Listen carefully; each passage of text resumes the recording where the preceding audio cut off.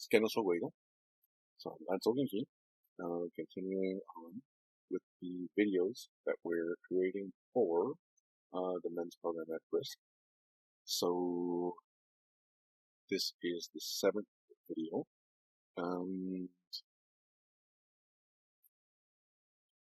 As a progression through what it was that I planned to give the viewers of these videos,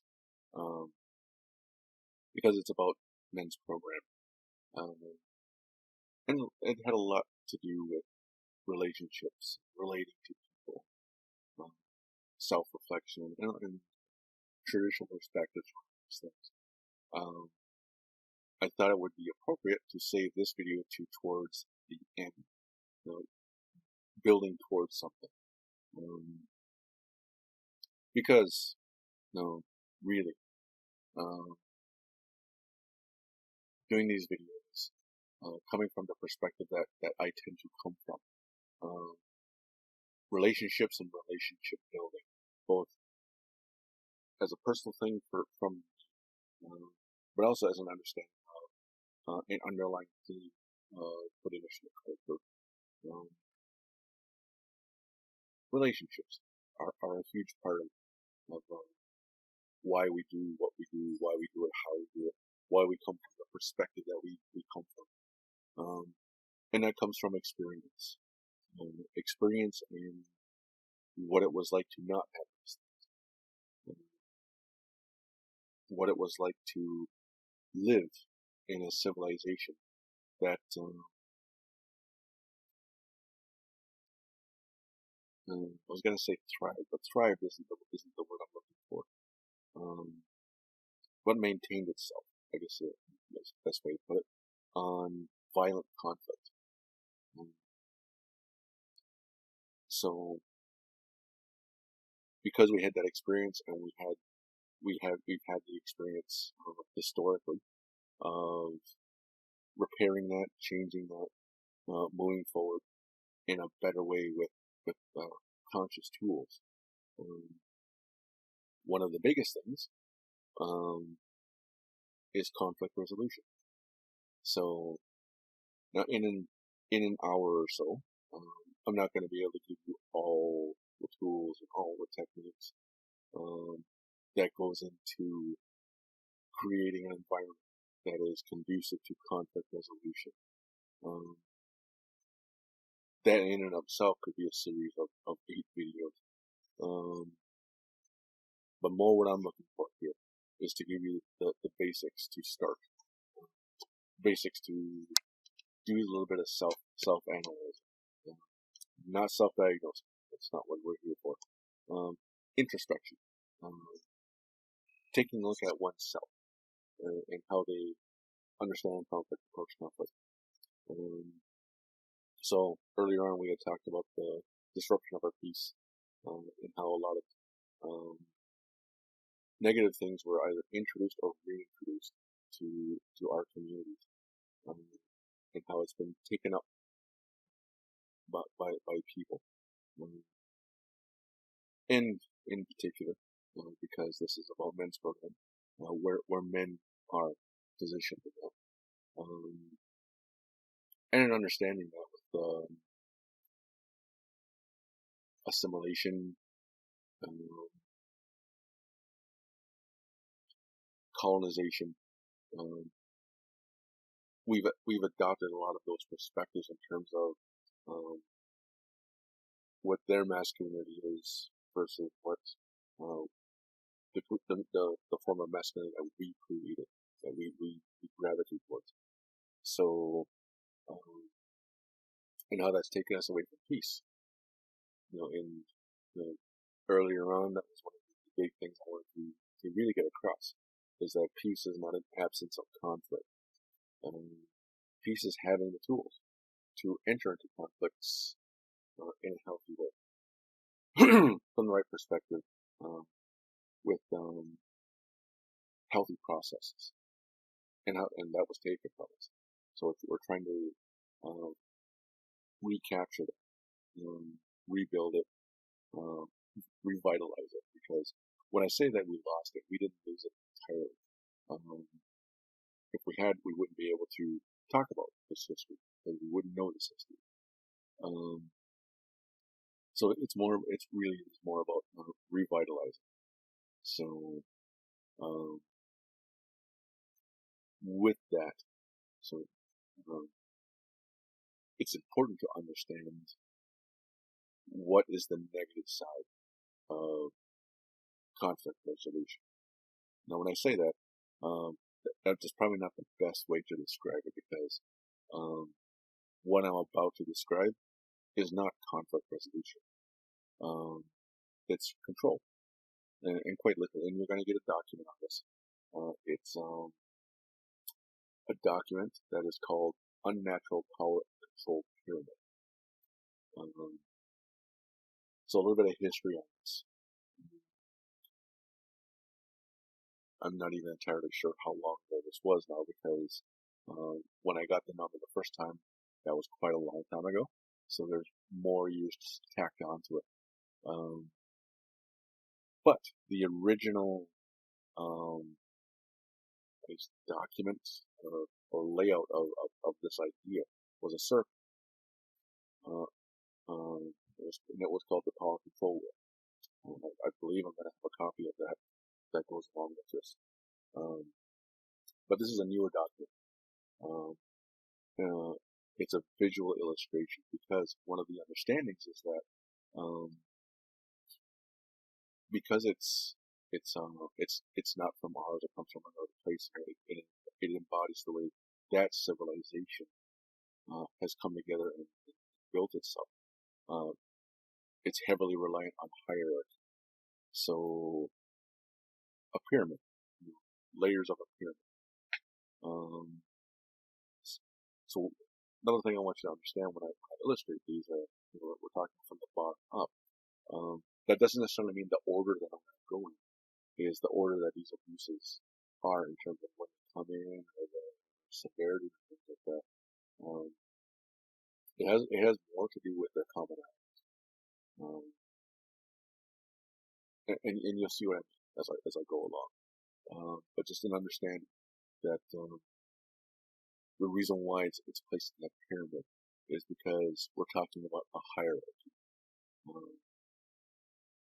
And I'll talk about what another view of that is in terms of the positive side of looking at the wheel, that kind of thing. So, unnatural power and control pyramid. So, I had mentioned power and control in one of the previous videos. And the reason why this has been relabeled as unnatural is because most organisms, particularly the animal variety, which scientifically we're part of that. Even in the individualistic animals, there is at least some sense of connection and comradeship amongst those groups. So, cheetahs, they're known as solitary cats of the plain. In comparison, lions, they travel in prides, big groups. But in order for cheetahs to continue, they do have to associate so they can mate. They raise their young, and they're careful and they're protective of it. So, in that sense, there's still that sense of comradeship and connection with others of their own kind. And even looking at things like insects and swarms of different kinds of insects, schools of fish, and the different labels that they have for groups of animals. Human beings are no different. We are groups. We are a social animal. We are interdependent on each other. That's a natural state of being for living organisms. So to exert power and control for the sake of power and control within those groups is unnatural, because part of the reason for the grouping, as I mentioned in the example of the cheetahs, is the continuation of the species, being reliant on each other, the good of the group. Even in species where there's power and control, and it's rather heavy-handed, there is a sense to it. Typically, animals who don't require heavy-handedness don't employ it. Human beings, we do not require heavy-handedness. We have communication techniques. We have a vocabulary. We can convey ideas. We can negotiate. We have a higher mind. That's what it's designed for. So that's part of our natural set of skills, is to use our minds and use reason to work through conflicts, to communicate safely, to work for the good of the whole group. Something has gotten twisted if we're taking another route. So that means it's unnatural. Now, in one sense, you could say it might be natural because part of the continuation of a species or a group in human beings can be the protection of, protection from, and something that does require some rather heavy physical interactions, heavy-handedness, violence. That can be true. That can be granted. But typically, that's not the first reaction. If it is the first reaction, that's a learned process. Someone taught it to us. That was an intervention put into our minds as an option. What is natural is to try to work towards a common good. So with power and control, now keep in mind, power is one of the tenets of peace, power, and righteousness. But when we talk about power and control in this version, it is the coercive, it is the power over another, it is the exertion of power for the sake of being in control. So that's why it's part of this definition. Yeah. So I'm going to go try to get through a number of things, but be as understandable as possible. So quickly, a definition of violence, because this is very much a part of power and control. So when I talk about violence, a simple, basic, encompassing version of definition of violence is any act or omission of act or care done on purpose to harm another being or the self. And that can be physical, emotional, mental, spiritual. And it's unwanted. It's uninvited. You meet that criteria, then what you're doing is violence. So, in that definition, what I didn't do was talk about or focus on physical. There's a good reason for that. Physical violence tends to be what we gravitate towards in our thoughts when we talk about violence. Putting, punching, hitting, kicking, all of those things. That's physical violence. There's also emotional violence. There's also mental violence. There's also spiritual violence. And those do not require any kind of physical interaction. So there'll be examples as we go through that. Just in this moment, as an example, if you are calling someone a name as a means of hurting their feelings, that is an act of violence. Anytime that is the intent, is to hurt, and that pain is about power and control, it's an act of violence. So be aware of that as we go through this.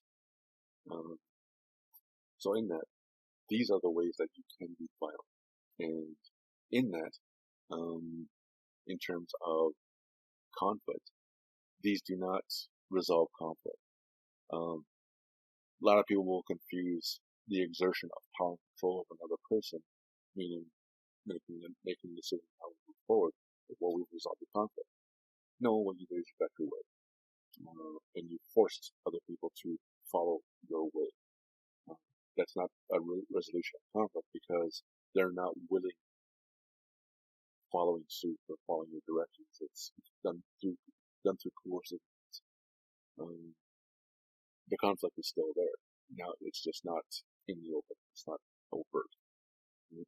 So what these things will do is they will continue the conflict. They will continue um, the disparity and the unbalanced approach to this conflict. So conflict is involved. So as an example, um, one of the things that we talk about is ritual abuse. So um,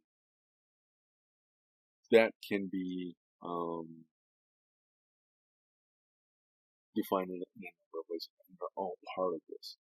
Because when you break down the word ritual, um, essentially what you're talking about is it can be a ceremonial thing. So it's a ceremony that happens at this particular date or this particular time or this particular sign in the lunar cycle or the stars or time of year, something like that.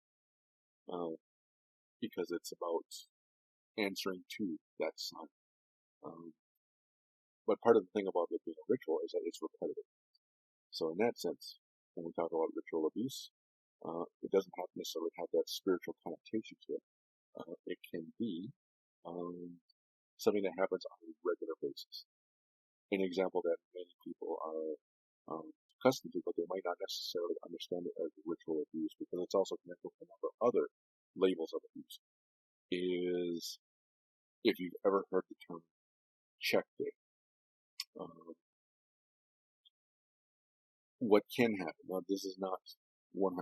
It's not even a dominant percentage, but there is a regular commonality to it. Check it. People get their support money, whether that's through employment insurance or ODSP or some other funding. Usually it comes first of the month or the middle of the month. Typically the beginning of the month because that's when bills are due. In some situations, part of the reason for or contributing to the need for the assistance can be lack of skills, lack of employment, addiction issues. There's a number of things, but not necessarily included. But check day means money. And that can be associated with a lot of abusive behavior. Check day happens on the beginning of the month, every month. So in that sense, because it's repetitive, it's a ritual. Especially if it follows the same pattern every time. Every first of the month, this pattern happens. That can actually be considered ritual abuse. So essentially, that's the basics of ritual abuse.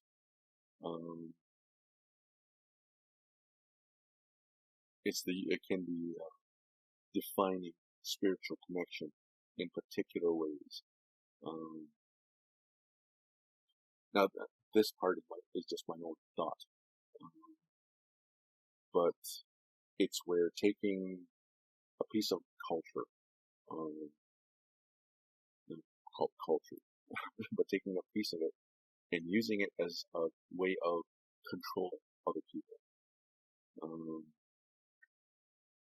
Now, typically, as I understand it, a lot of the tenets that happen in the thing that we consider rituals, they're reminders things that we're supposed to be mindful of in this ritual.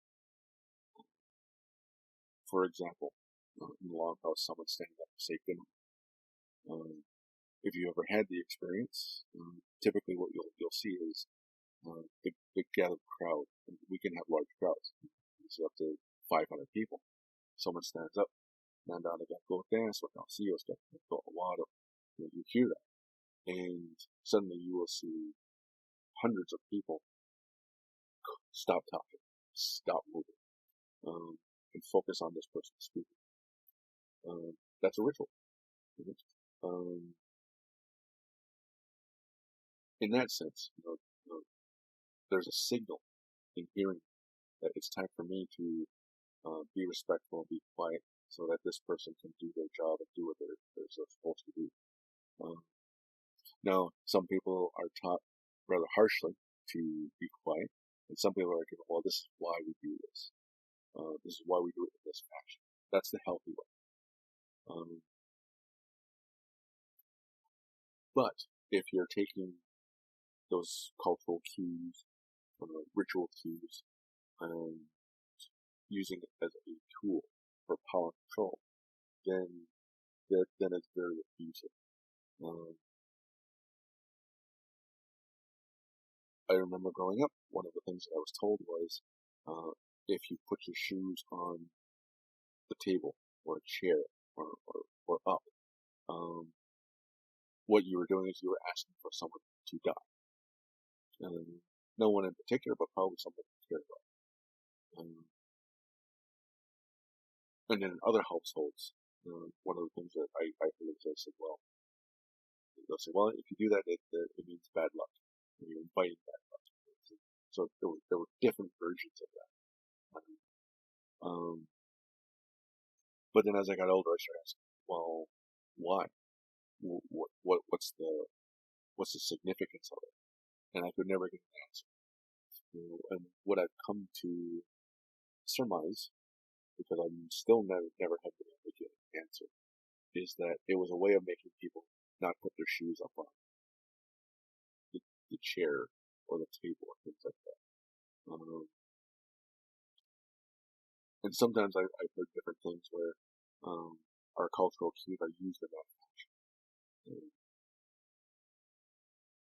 Personally, the way I understand it is, if it feels coercive, it's probably just meant as a control mechanism rather than, if they can't give you an explanation for why this is in a cultural sense, it's probably just a control.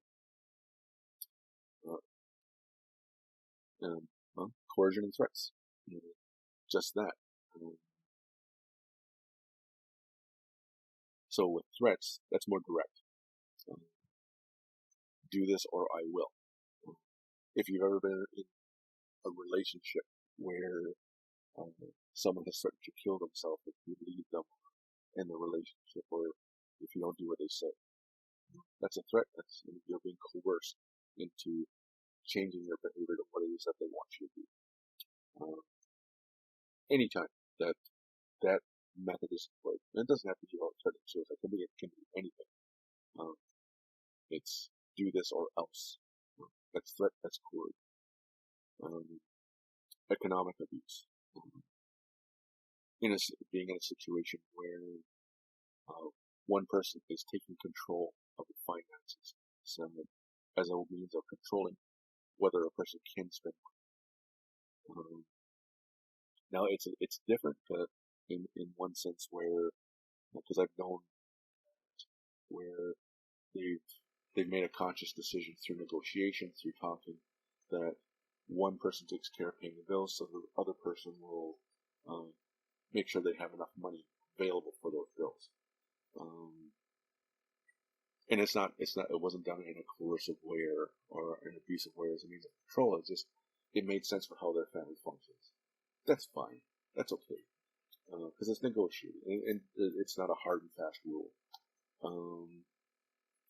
But if it's done simply because I do not want you spending money, I don't want you to have the freedom that comes along with having money, that's what's considered economic abuse. using children as a control mechanism.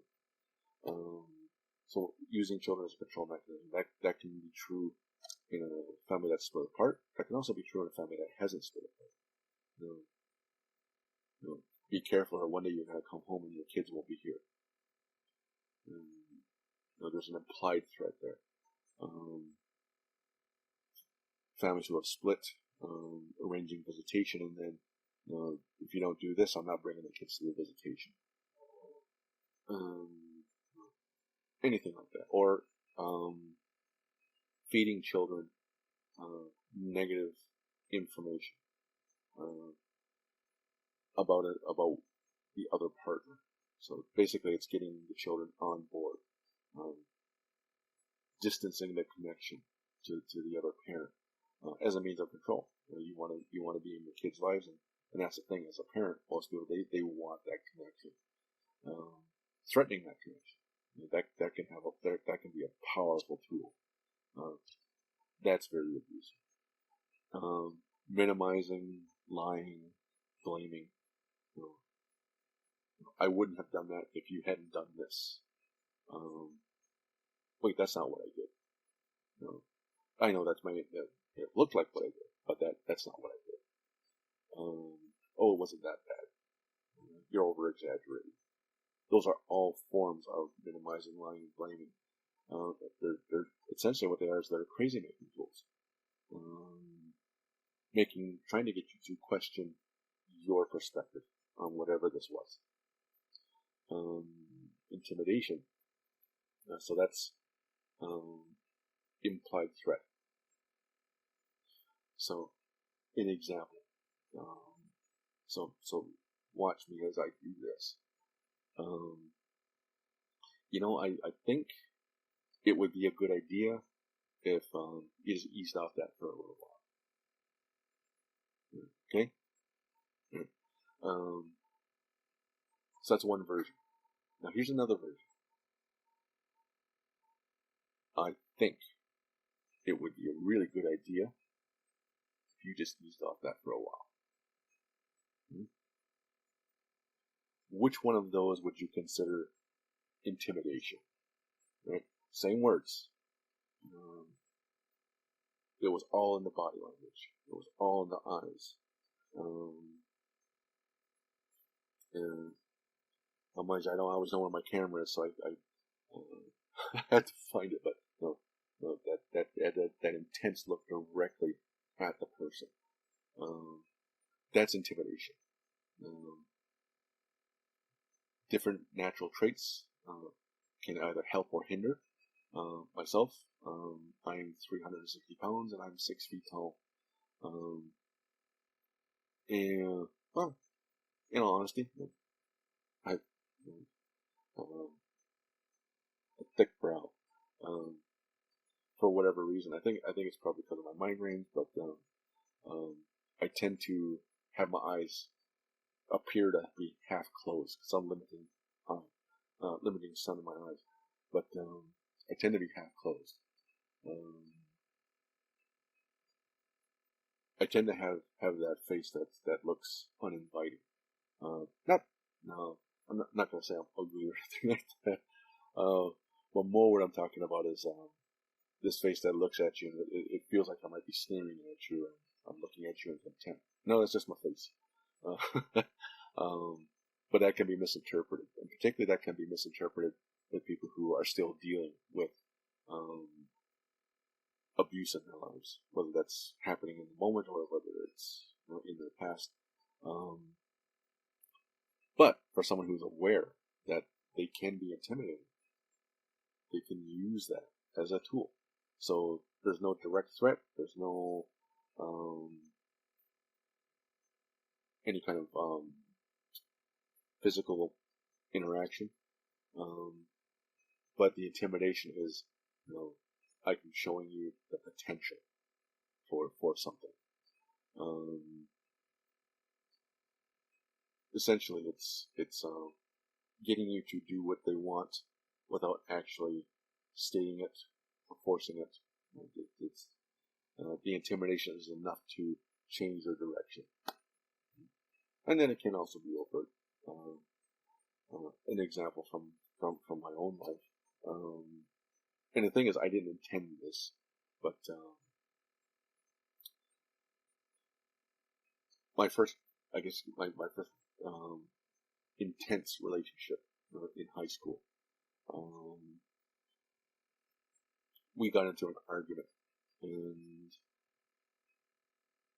I walked in one direction, she walked in another direction. So I just assumed we were walking away from each other for the moment. But I was so frustrated in the moment. I punched a wall. Now things are a little different. Now I was 6 feet then, but I was more like 220.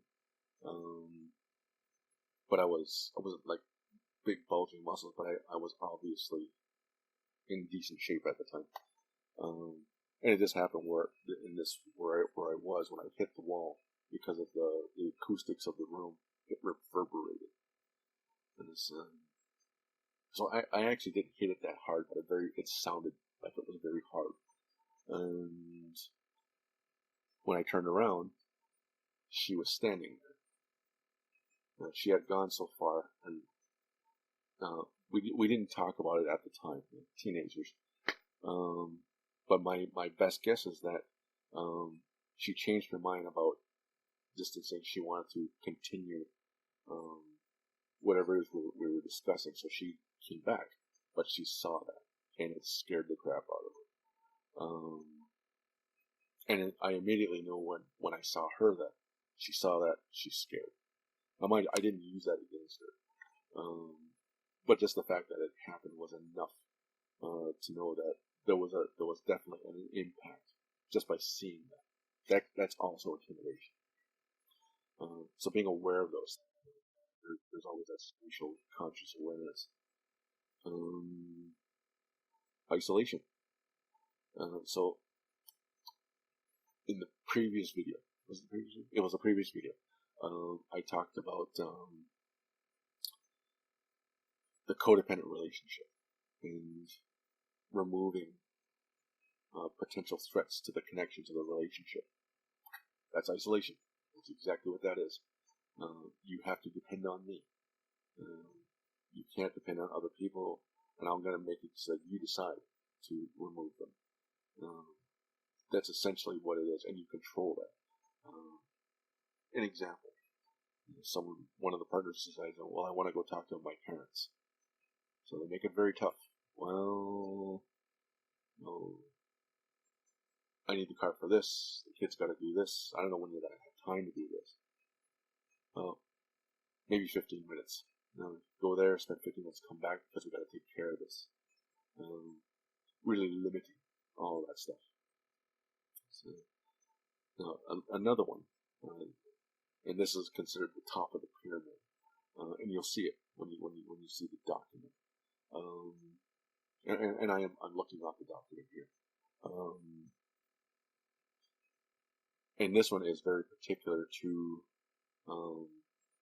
this modern society that that is surrounding us, part of the colonization thing, and one of the things that we started it's been something that we've taken on for quite a long time now, is a sense of male privilege.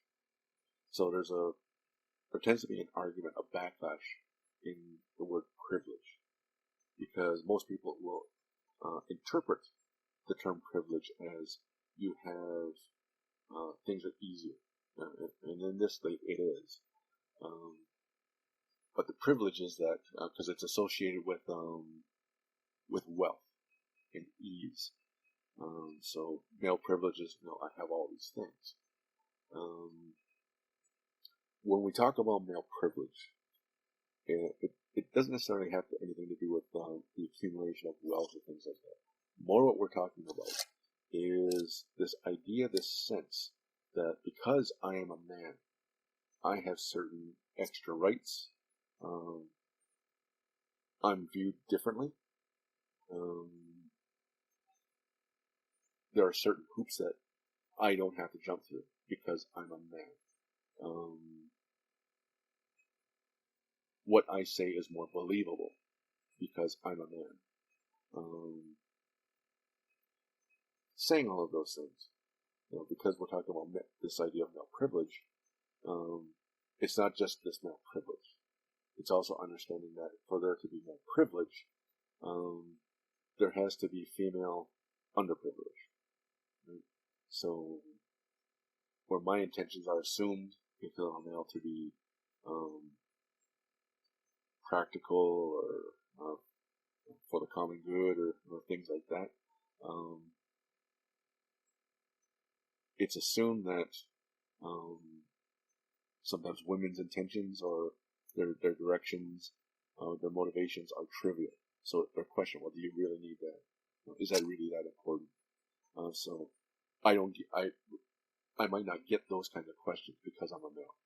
Mind you, there's definitely a discrepancy because indigenous males don't get the same kind of male privilege that non-indigenous mainstream Caucasian males get.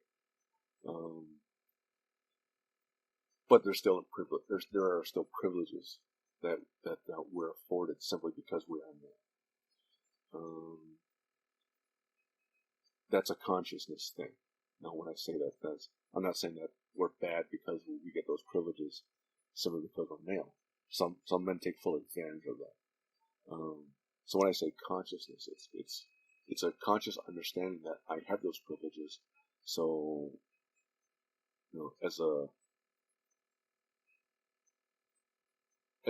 for myself anyway, as a male who does not want privilege at the expense of somebody else, to speak against that and work against that, and acknowledging that male privilege is there, but being an active participant in trying to dismantle that. Because essentially that's what having that male privilege is. It's if you accept it, then what you're doing is you're actively participating in the subjugation of women. In particular, because we're living in showing we're a matrilineal society, that doesn't fit. And in terms of it being an unnatural use of power and control, it doesn't fit. So just understand that in terms of this pyramid, no matter how you rearrange the other parts of it, because of the context of the society that we're interacting with and that we're participating in, male privilege is there and it's at the top of this pyramid. And it definitely does not aid in conflict resolution. It aids in the maintenance of conflict. Yeah, so that's where I'll leave that.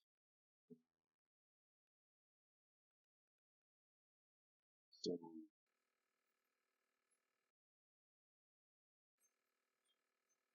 those things, in terms of interaction, in terms of building relationships, if those are part of the mix, part of the approach to engaging in relationships, whether it is male or female, essentially what it is, it breeds unfair behavior. And again, you're going to get a document that will list those as well. And they're very much associated with that power control pyramid. But we're looking at things like name calling, dredging up old conflicts that either haven't been resolved or perceived to have been resolved, but they're coming back and being used against you. An example of that. This was a good example of that.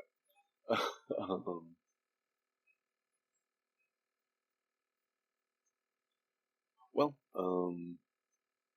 this might necessarily be a negative example, but I'll use it just to illustrate the pattern. I have an uncle who he's known for being mouthy, and he has a nickname for him. Now, when he uses the nickname, it's not used in the regular. He sees me and says, "Hey, Charlotte." It's how he uses it and when he uses it. Now, mind you, I'm okay with it because it's one of those, it's one of our things. Um, but it definitely could take a negative turn if he chose to do that. Context. When I was very, very young, there was this puppy love thing kind of when I was like 4, maybe I was 5, with a girl who was my same age. Except, so there was nothing like we had no concept of romantic relationships. Just, we liked each other. We actually were, really, if you want to share, we were good friends. But because it was a boy-girl thing, so there was this whole connotation that came around with it. And her last name was Johnson. And in a few years before I was born, there was a song that came out called "Swingin'," country song, and the title character in the song is called Charlotte Johnson. So this girl's last name was Johnson. So when my mom talked about this situation, he started calling me Charlotte Johnson, and he always picks the most embarrassing time. Like, say,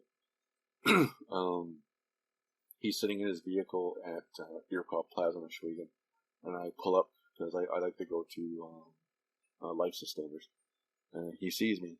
He will yell, "Hello, Charlotte!" right across the parking lot.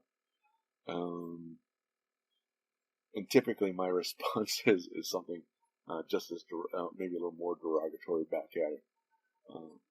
An outside witness would look at that and think, well, why are these two men yelling at each other?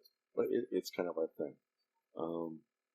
But if you took something like that and like say for example, I did not like that, didn't like the name, didn't like the connotation around it, and he was aware of it and he continued to do it, then that would be like dredging up something from the past and using it against me, knowing that it's a soft.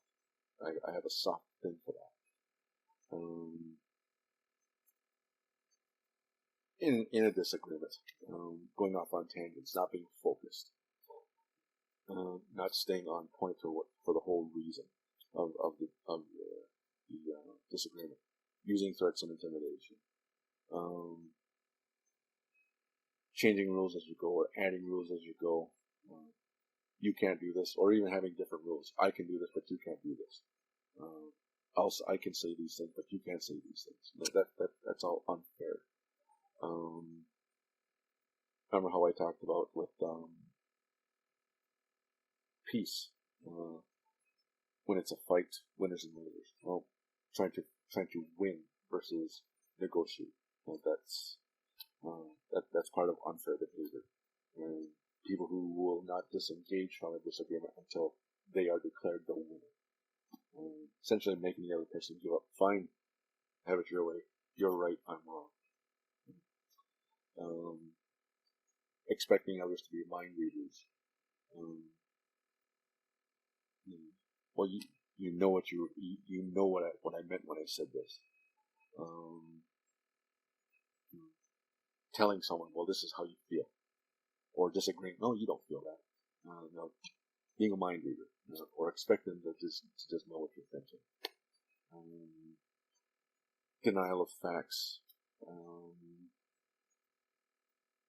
If you come out on top, or you're declared the winner, gloating about it, rubbing it in their face, reminding them that you were right, they were wrong, weeks and months down the road, or just giving the appearance that, nope, I'm done. Don't want to talk about it anymore. Essentially what that is, it's claiming victory without establishing whether one was right or one was wrong, or whether there's something that could have been negotiated.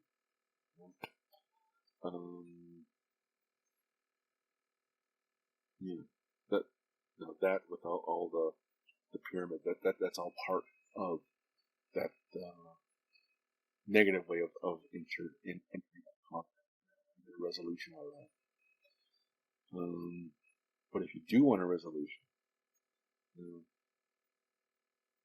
you have to be fair. One of the things that but in particular, romantic relationships that I've been in the past, is I will establish early on um, this idea of uh, being on equal ground. So, and I'm very clear when I say equal ground. I mean equality, but I also mean equity. So there's a difference between equality and there's a difference between equity. Equality is having the same access to certain things. Equity is making sure that everyone also in that access has the opportunity to get around obstacles that I may not have to be aware of. So if you ever remember this, if you've ever seen this picture, the picture is three boys standing on a fence who are wanting to look at a baseball game, and they're different heights. One's very tall, one's very short, and one's much shorter. Standing, looking. So the tallest guy, he can very clearly look over the top of the fence. The middle kid, he can look over the fence as long as he's on tippy toes, stretches up a bit. But the youngest, or the smallest kid, he's not tall enough, he can't see over the fence. Now, in terms of equality, they all have the same access. The fence is the same height. So they all have the same sense of ability in terms of seeing the game. But that's not equity. Equity is the tall kid can look over the fence without having to search or anything, so he's fine. The middle kid, give him a little piece of a block of wood so he can raise up a little bit so he can see clearly. The smallest kid, give him a box so he can stand on it so he can see clearly without having to jump or stretch or anything like that. That's equity.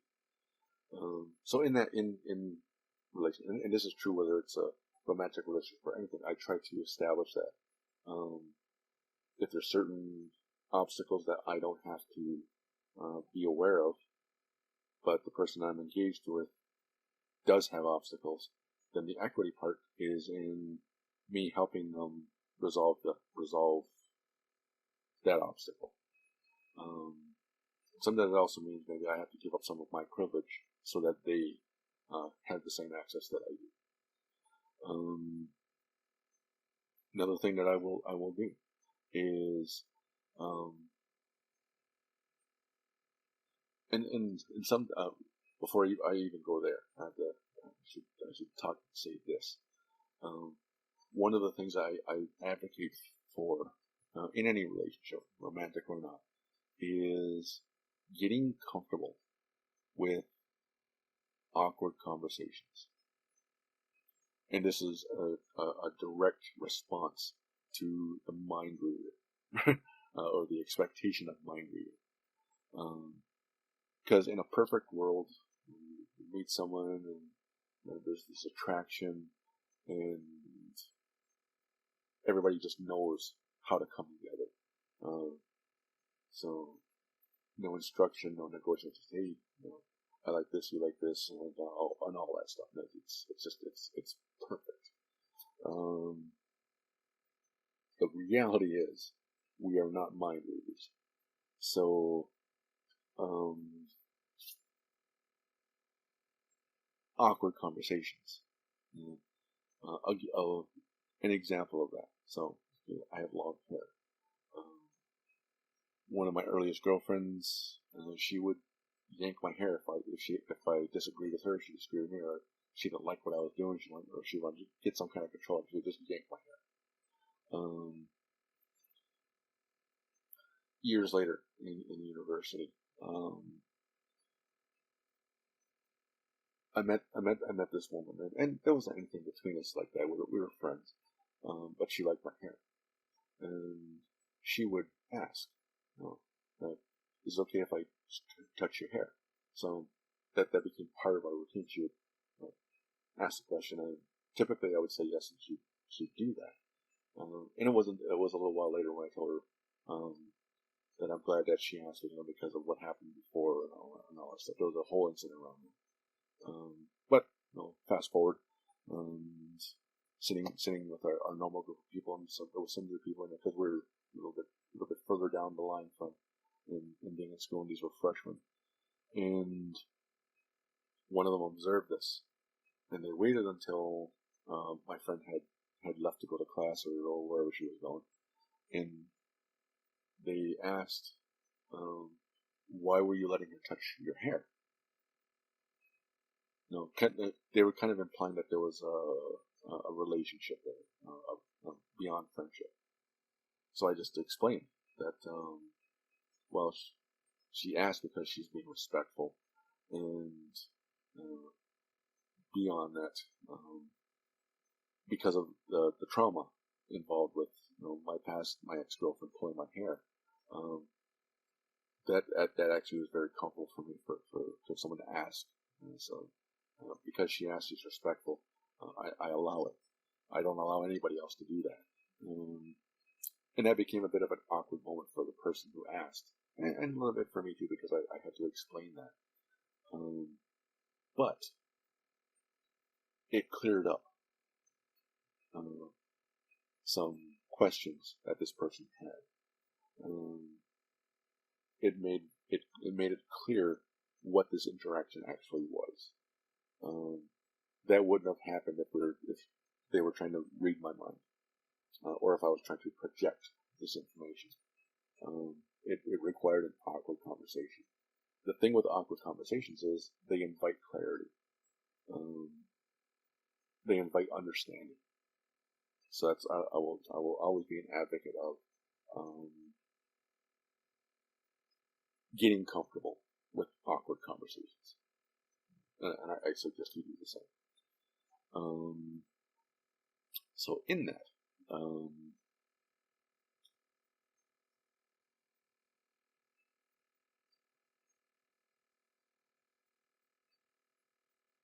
well, I had a thought there that because I spent so much time explaining that, I lost that thought. Happens from time to time, but part of that conflict resolution thing. I know where I thought I was going. So with the awkward conversation, one of the things I establish in any relationship, really, it's something that I had to come into. It wasn't something I did early on in my early adulthood, but it became something that I would do. Is especially if I was getting to know someone really well, whether it's romantically or whether we're not just the surface level buddy friends or work friends, but a real friend. If someone would ask me a question that was rather personal, if I was comfortable answering, and typically I am, I'll answer it, and then I'll turn around and I'll ask that question back immediately. And then sometimes I have to go to the awkward side of things and explain that, just so as you understand. If you're going to ask me a question, you should probably be ready to also answer that question. Because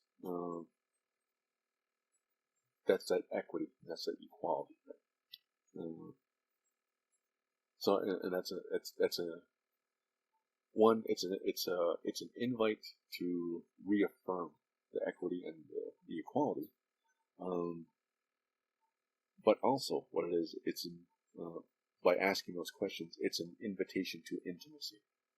And when I say intimacy, a lot of times people will jump to the conclusion I'm talking about sexual intimacy. I'm not. It can be. But more when I talk about intimacy, it's about that trust. And it comes back to the whole awkwardness thing. Trusting another person to reveal things about yourself that you don't just reveal to anybody. Right? This is a particular area that you only reveal to people that are in your inner circle. So doing that, if you're going to engage, then do it in a way that promotes that equity, promotes that endearment, and promotes intimacy. Um, yeah, yeah, that's. And there's a lot of do nots in that. Anything that's on that pyramid, don't do that. Because it doesn't invite conflict resolution. It doesn't invite that communication. So one of the things that I want to establish in conflict resolution is there can be the perception that talking about conflict resolution is this very formalized process that you need facilitators for. That is an aspect of it in a modern sense. But what happens is sometimes they'll say, well, that's the only place you can do conflict resolution, is in that format. No, this is more about it's a tool, and it's one of the things that you use to build relationships. To go with a cliche, do unto others as you would have them do unto you. So every cliche has a nugget of truth in it. This particular cliche, it's all truth. If you do not want someone to try to control you, probably a good idea to not try to control them. If you want someone to hear what you're saying, probably a good idea that you listen to them.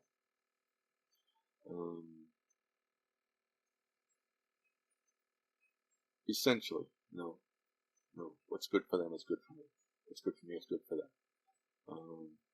But also in that, because listening is such a huge thing.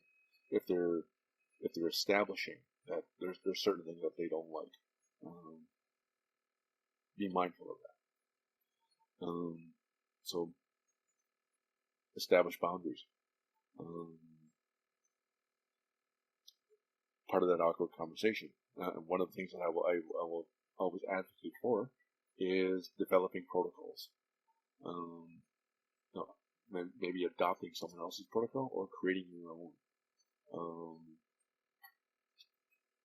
An example of that.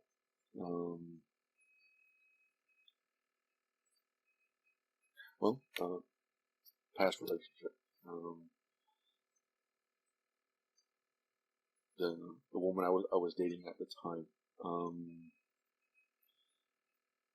One of the things that we established with each other was there were certain visual cues that she would give.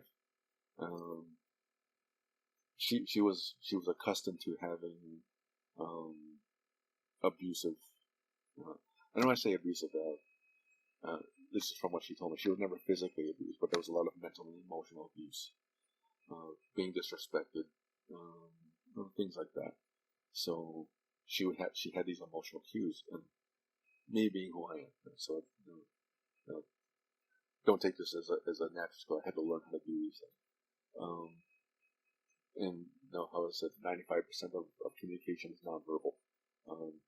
So that's one of the things that I will do, is I will pay very much attention to this thing called a pattern of behavior, so how people will behave in certain situations. So I started noticing certain visual cues. And one of them was this, I'll try to do it. I can't do it the way she did it, but we'd be in a conversation and she would do this. What that meant was that she was triggered by something. In the trigger, it was in her mind that there may have been something said that was meant to make her think about a potential conflict down the road. So, because I'm an advocate of awkward conversations, I asked what that was about. She actually was not aware that she did that. So I just said, well, you did this thing when I said that, and I noticed that you will do that from time to time, and it's usually around something that where we don't see eye to eye on something. Does that mean something? In that moment, she trusted me enough to say, well, it does, and she gave me a little piece of that, and it was about a fear that was coming up for her. it was a red flag for her that because we weren't seeing eye to eye. So that I understood that. So I learned in that relationship when I saw that to stop what I was doing, in the conversation and ask, okay, what's going on? Are you okay? Did that bring up something? Did I not explain that well enough? For me, that was owning it. Because typically in that circumstance, that what was happening was I said something that may have had a couple of different meanings, and I wasn't clear which one I meant. So, awkward conversation cleared that up. But paying attention to those things. Yeah. Right. Essentially, that's conflict resolution. Recognizing that there's a conflict. Also recognizing that if there is a conflict, it's because one mind is not meeting the other mind, or they're not agreeing on something, which means two people are participating in it. That includes me. For you, that includes you. So you have equal and equitable responsibility in resolving the conflict, in recognizing the conflict, in pointing out the conflict. But understanding in terms of boundaries, the best way to approach that. I had a conversation earlier with the client of mine around conveying messages. And that one of the clear things that comes through when you're trying to convey a message is that you have to understand how the person that you're sending the message to receives messages. Again, the observing. There are some people who prefer just tell me what to do. Right? If you just tell me what to do, then I'll know what it is that you want done, and if I'm amicable to that, I'll do that. But then there are other people who, if you say directly, "This is what I want you to do," they feel like you're trying to boss them around. So, at the end, the message is, "I would like you to do this," but I want you to hear it in a way where you're not taking offense to it, that you're agreeable to it. And for some people, you can just say it straightforward.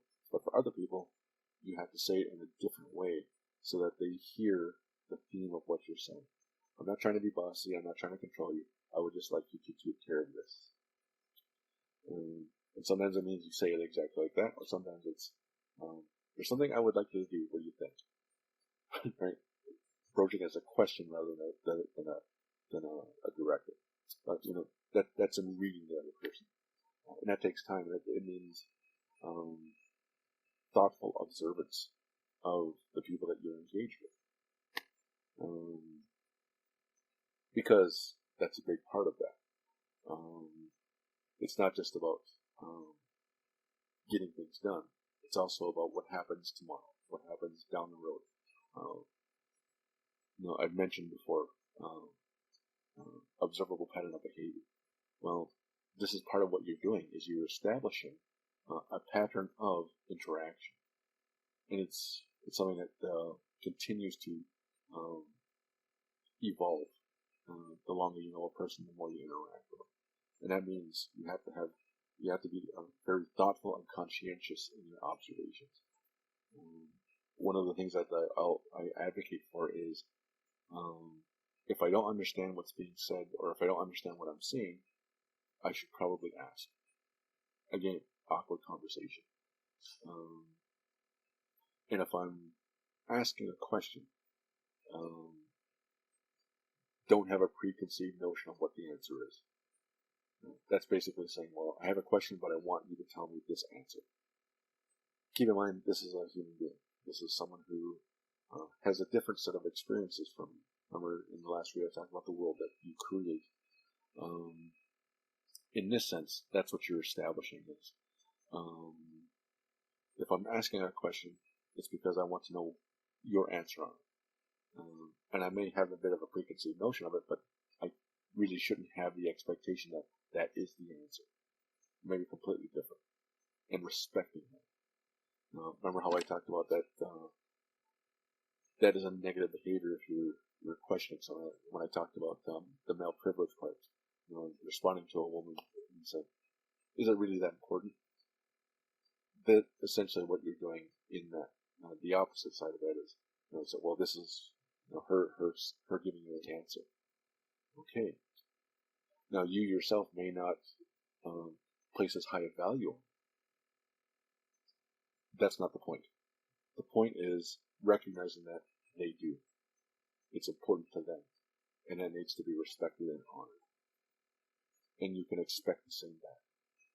Same frame of mind in that when I said, if you're going to ask me a question, be prepared to answer it. I do that for myself as well. If I'm going to ask someone a question,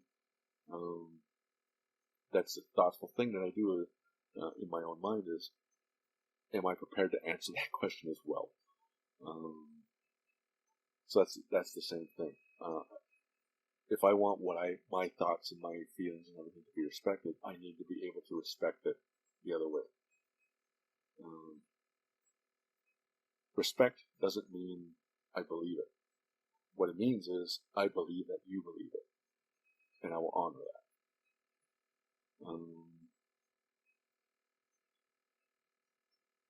So I'll probably leave it there. So if you'll notice in this presentation of conflict resolution, I didn't give a whole lot of tried and true techniques. More what I talked about is establishing a mindset, establishing a perspective in how you approach it. That's more the goal I had for this, because it actually would take a bit of time and a bit of work to do techniques, practice techniques and things like that. This is more about you as a participant in a relationship, because disagreements are always part of relationships. So you as a participant in that relationship,